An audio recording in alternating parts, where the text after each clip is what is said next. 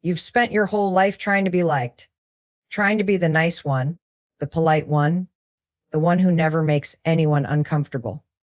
You hold the door open, you smile even when you're tired, and you laugh at jokes that don't even make you laugh. But deep down, you felt it. No matter how kind you are, some people still overlook you. Some still take you for granted. Why?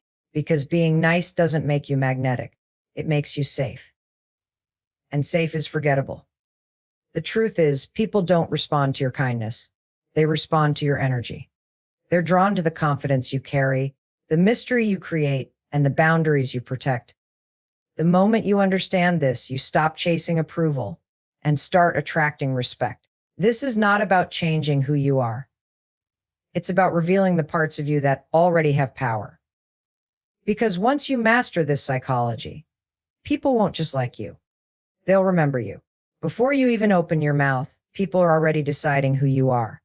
Within the first few seconds of meeting someone, their brain has already labeled you as confident or nervous, trustworthy or fake, strong or weak. That's the psychology of first impressions, what scientists call thin slicing. It's the human brain's survival mechanism, built to make snap judgments in a world that moves too fast. But here's the catch. Those judgments aren't based on who you truly are. They're based on the signals you project. You might be kind, smart, or genuine, but if your body language tells a different story, that's the one people believe. Think of it this way. There's always someone in every group who speaks calmly, holds eye contact, stands tall, and doesn't rush their words. They rarely need to fight for attention because attention naturally gravitates toward them. That's presence, the invisible language of strength. Confidence in your stillness, not your volume. When you speak slowly, when you breathe before you answer, when you hold your space without fidgeting, people sense stability. And stability is power. The truth is, most people destroy their own presence through small, unconscious behaviors. Nervous smiles, over-explaining, breaking eye contact, talking too fast. These habits signal insecurity, and insecurity kills respect before it even begins. The goal is not to fake confidence, but to control your energy. When you move with intention, speak with clarity, and maintain stillness, people don't just hear you. They feel you. And that's how influence begins, not by trying harder, but by simply carrying yourself like someone worth paying attention to. We've been taught to believe that being nice makes us likable. We say yes when we want to say no. We laugh at jokes we don't find funny, and we help people who rarely appreciate it, all in the name of being good. But niceness, while appreciated, is not the same as being respected. It's safe, predictable, and forgettable. Confidence, on the other hand, is magnetic. It says, I value myself enough not to chase your approval. Confidence doesn't need to be loud or arrogant. In fact, the most confident people are usually calm and grounded. They don't rush to fill silences or over-explain their worth. They simply know who they are, and that certainty draws people in. Think of two coworkers, one constantly volunteering, agreeing, and trying to please, and the other who quietly focuses, speaks up when needed, and holds firm boundaries. The second one commands attention effortlessly because confidence carries an energy that others can feel. When you stop needing validation, people start giving it. That's the paradox of attraction. The less you try to be liked, the more people are drawn to you. Niceness makes you approachable, but confidence makes you unforgettable. It's not about ego. It's about presence. The quiet strength that says, I'm enough as I am. And that energy will always outshine empty charm or people pleasing. Human beings are obsessed with what they can't fully have or understand. That's why mystery is one of the most powerful psychological forces in attraction. When something is always available, we stop noticing it. But when something stays slightly out of reach, our curiosity turns into desire. This applies to people too. When you overshare your life, when you explain every feeling or reveal every thought, you leave nothing for others to discover. There's no chase, no excitement, no tension. But when you share pieces, fragments that hint at depth, people become intrigued. They start thinking about you even when you're not around, because their mind is trying to fill in the gaps. Mystery isn't about playing games or acting cold. It's about being selective. Give just enough to connect, but hold back enough to keep them guessing. That's what makes your presence linger.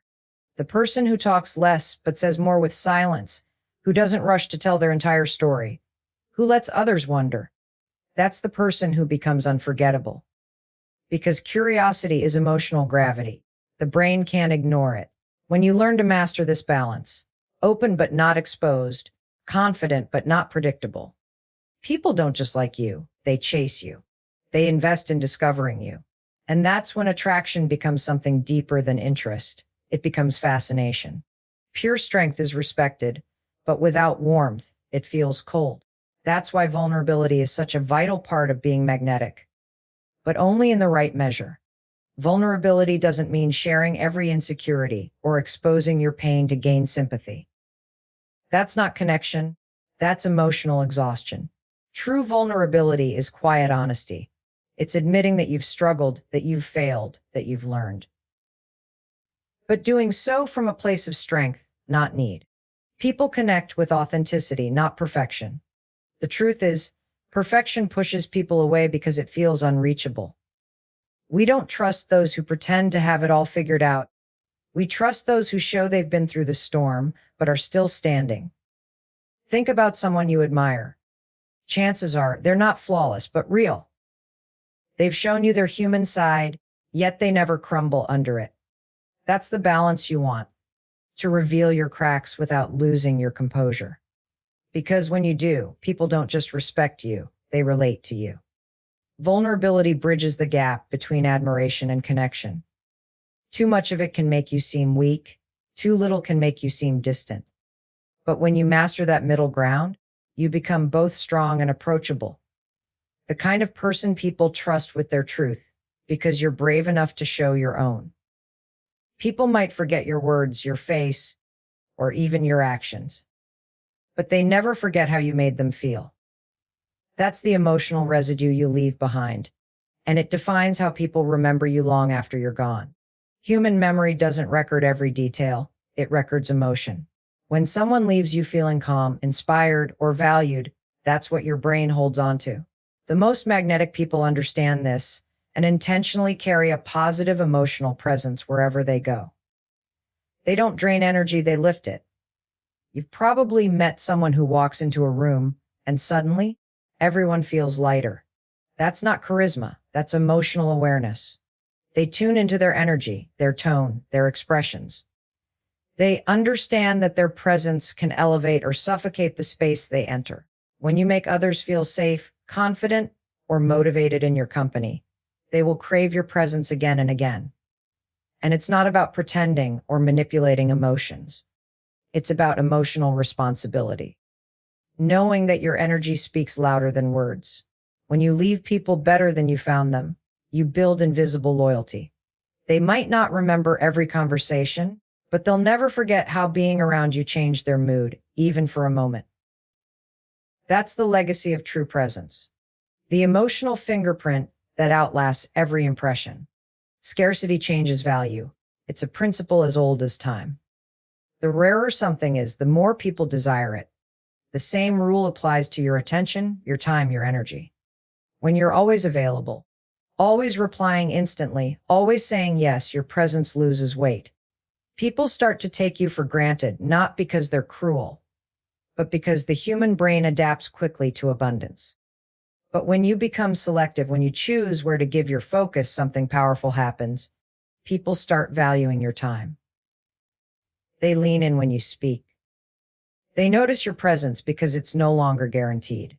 Scarcity isn't about playing hard to get, it's about having self-respect. It's saying, my energy is not infinite, and I choose where it goes. That mindset shifts your entire dynamic with people. You go from being the one chasing to being the one chosen. Think of it like art.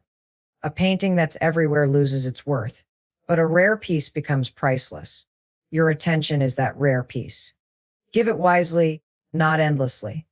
When you stop scattering your energy, you raise your perceived value in every interaction.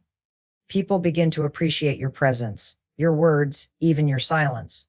The less you try to be everywhere, the more power your presence carries when you do show up. That's not selfishness. That's psychology. And it's the difference between being liked and being wanted. At the end of the day, being liked isn't about how much you give, how kind you are, or how hard you try to please. It's about how powerfully you carry yourself. Confidence, mystery presence, and scarcity. These are the forces that make you magnetic without trying. The world doesn't reward the person who begs to be noticed. It rewards the one who knows their worth even when no one's watching. So, stop chasing approval and start building presence. Stop over-explaining and start embodying strength. The people meant for you will feel your energy and move closer. And those who don't were never your audience to begin with. Remember, true attraction isn't about being wanted by everyone. It's about being remembered by the right ones.